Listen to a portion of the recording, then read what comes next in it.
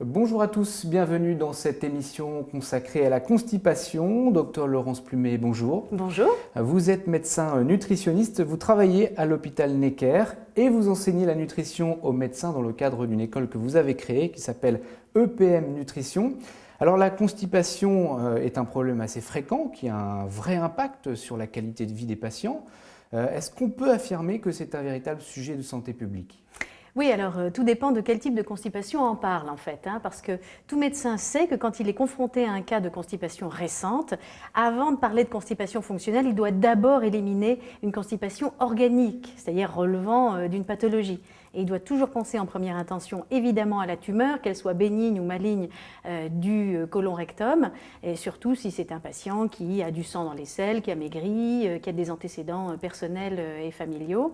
Mais il faut penser aussi à l'hypothyroïdie, surtout chez la femme de plus de 50 ans, et également à la prise de médicaments. Donc l'interrogatoire, l'examen clinique et les examens complémentaires, type coloscopie par exemple, quand on pense au cancer du côlon, eh bien, sont vraiment très importants pour éventuellement dépister une cause organique.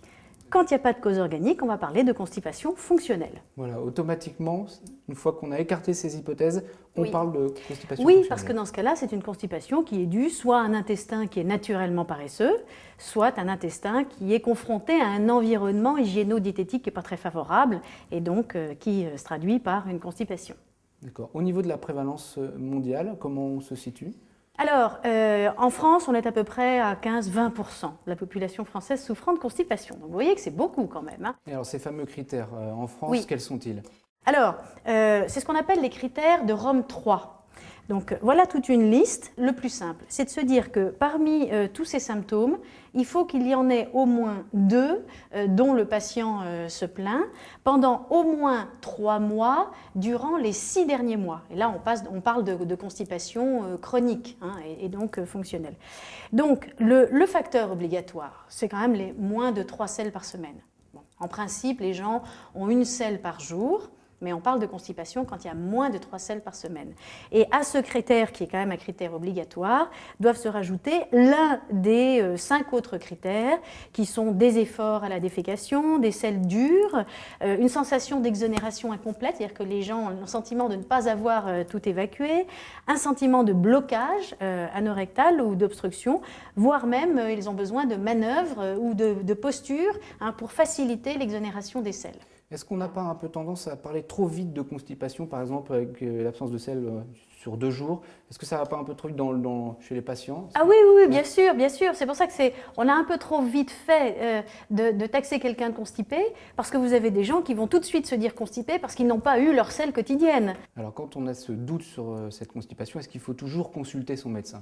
Oui, vraiment, je l'encourage. Il vaut mieux en faire plus que pas assez, parce qu'on l'a vu, derrière toute constipation récente peut se cacher une cause organique. Et la hantise de tout médecin, c'est de passer à côté du cancer du côlon rectum, qui est vraiment un cancer qui est beaucoup trop fréquent et dont on sait que quand on le dépiste tôt, le patient a toutes les chances d'en guérir. Quand on parle de constipation fonctionnelle, quels sont les premiers conseils qu'on peut donner peut-être ?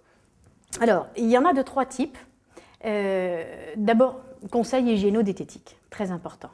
Les fibres, l'eau, l'activité physique. Alors à propos de fibres, combien faut-il en consommer et sous quelle forme ? Alors, il nous faut 30 grammes de fibres par jour, parce que les fibres forment un ballast, donc elles contribuent au volume des selles, et donc ça contribue au transit. Or, nous sommes loin d'atteindre ces 30 grammes de fibres par jour, parce que sachez que les résultats préliminaires de l'étude Nutrinet menée sur 235 000 volontaires montrent que seulement 10% des hommes et 4% des femmes atteignent ces 30 grammes de fibres par jour. Autrement dit, la majorité de la population française est plutôt à 20 grammes de fibres par jour. Donc vous voyez qu'il y a un déficit de 10 grammes qu'il va falloir compenser par la qualité du conseil nutritionnel que le praticien va donner à son patient en lui conseillant des aliments qui sont riches en fibres, comme les légumes, les fruits, les céréales, les produits céréaliers. Concernant les fibres, comment se répartissent les apports quotidiens ? Bon, alors, voyez sur ce tableau, je vous ai mis les aliments qui sont les plus riches en fibres. Et bien évidemment, les végétaux, les légumes. voyez qu'une assiette de légumes, c'est entre 5 et 12 grammes de fibres par assiette. Donc il faut encourager son patient à manger des légumes. Une assiette par jour, c'est le minimum. S'il y en a deux, une au déjeuner, une au dîner, c'est parfait. Les fruits, vous voyez que par fruit, vous êtes entre 2 et 5 grammes de fibres par fruit. Donc dans le cadre du PNNS, 2 à 3 fruits par jour, vous voyez. Déjà en ayant 2 parts de légumes et 2 à 3 fruits, on atteint facilement les 20 grammes de fibres par jour. Une assiette de légumes secs au moins 2 fois par semaine. Allez hop, revalorisons les lentilles, les flageolets, les haricots, c'est très bon pour la santé. Le pain, vous voyez, quand il est blanc, ça n'est qu'1 gramme pour une part de 30 grammes, alors que quand il est complet, on passe à 2, on double. Donc on varie, on n'est pas tout le temps au pain blanc, on introduit aussi du pain complet. Biscottes, si on aime les biscottes, de préférence des biscottes au son qui contiennent 3 fois plus de fibres que la biscotte raffinée. Et les céréales de petit déjeuner, c'est pareil, on va plutôt passer aux céréales de petit déjeuner enrichies au son. Et vous voyez qu'un bol de céréales va pratiquement apporter, selon certaines céréales, à près de 10 grammes de fibres par bol. Et puis enfin, pour ceux qui ne sont pas forcément adhérents de tout ça, il reste toujours le son de blé à la cuillère, une petite cuillère comme ça à café, il faut y aller progressivement dans les doses, dans les salades de crudités ou même dans le yaourt, eh bien c'est très bien. Et vous voyez, quand on fait tout ça, on arrive sans aucune difficulté à avoir les 30 grammes de fibres par jour. Il suffit de faire nos 5 fruits et légumes, de manger des légumes secs, du pain complet, et puis un petit peu de son de temps à autre. D'accord. Alors les fibres ne sont pas l'unique moyen d'agir au niveau hygiéno-diététique. On agit sur quoi? Sur l'hydratation également? Oui. Alors l'hydratation, c'est très important. Bon, c'est très important d'une part pour l'hydratation du corps, mais parce que aussi l'eau que l'on boit, elle contribue à l'hydratation des selles. Et oui, figurez-vous que dans les selles, il y a quand même beaucoup d'eau, et quotidiennement, avec nos selles, on élimine à peu près 200 millilitres d'eau.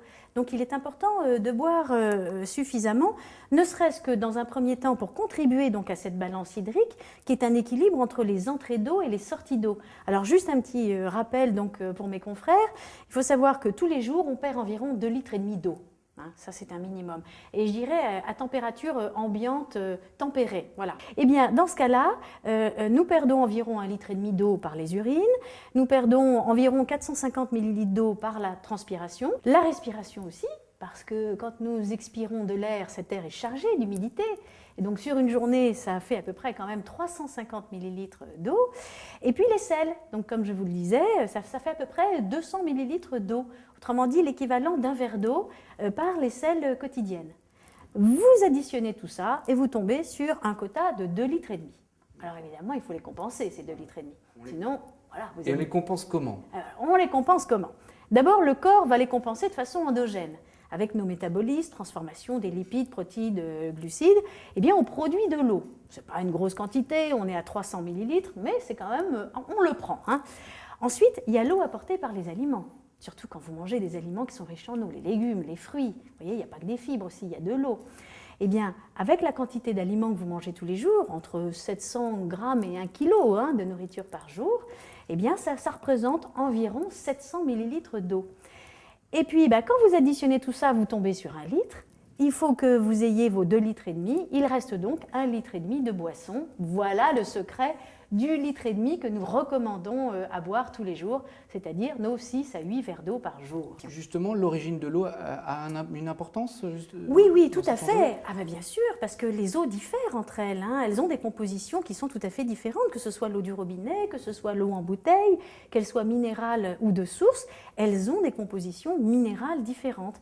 Vous avez des eaux de source qui sont très faiblement minéralisées, les eaux minérales qui sont pour certaines très faiblement minéralisées et d'autres qui sont plus fortement minéralisées, riches en calcium, riches en magnésium. Donc en fait, il ne faut pas choisir son eau par hasard. Il faut choisir une eau qui nous convienne bien, qui convienne à ce qu'on en attend. Et justement, est-ce qu'il y en a qui sont spécialisés pour favoriser le transit justement? Eh bien, tout à fait. Dans ce domaine-là, d'ailleurs, les eaux, il y en a une qui est particulièrement célèbre dans ce domaine, donc des eaux qui ont des vertus laxatives ou qui facilitent le transit, eh bien, sont plutôt des eaux qui sont riches en sulfate de magnésium. On ne sait pas s'il y a un lien de cause à effet, mais c'est un fait que quand elles sont riches en sulfate de magnésium, enfin en tout cas ce type d'eau facilite le transit. Donc en fait, il y a 2 aspects au niveau de la recommandation du praticien.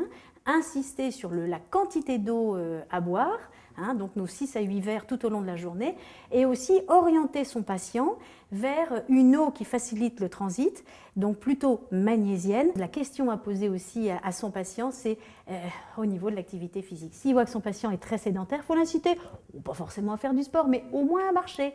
Donc on a vu les fibres, on a vu l'eau sur le plan quantitatif, sur le choix de l'eau, on a vu l'activité physique. Justement, y a-t-il d'autres conseils à donner dans le cadre de cette constipation et notamment quelle est la place des laxatifs? Les laxatifs, c'est vraiment la solution de dernier recours, hein. D'abord, on parle des conseils hygiéno-diététiques, donc d'alimentation, d'activité physique et d'eau. Et donc si malgré ça, si au bout d'un mois le patient est toujours constipé, on va passer aux laxatifs. Alors les laxatifs, mes confrères le savent bien, ce sont quand même des médicaments. Et comme tout médicament, il y a potentiellement des effets secondaires, hein. Donc ce n'est pas parce que les patients peuvent se les procurer sans ordonnance que pour autant ils ne doivent pas être avertis qu'il y a des effets secondaires. Ce d'autant qu'il y a différents types de laxatifs. Donc le conseil à donner, c'est que d'abord, ils doivent être avertis des effets secondaires. Ensuite, deuxièmement, ils doivent être pris à titre transitoire. Voilà. Et si jamais, malgré tout ça, le patient est encore constipé, eh bien, je recommande d'orienter vers un gastro-entérologue. Enfin, on a vu dans cette émission qu'il y a quand même beaucoup de choses à faire en amont, oui, en premier lieu, avant d'arriver tout à fait. À cette étape-là. Voilà. Merci docteur Plumet pour toutes ces explications. Vous retrouverez tous ces conseils sur le site nestlénutripro.fr. Merci à vous et merci de votre attention. À très bientôt.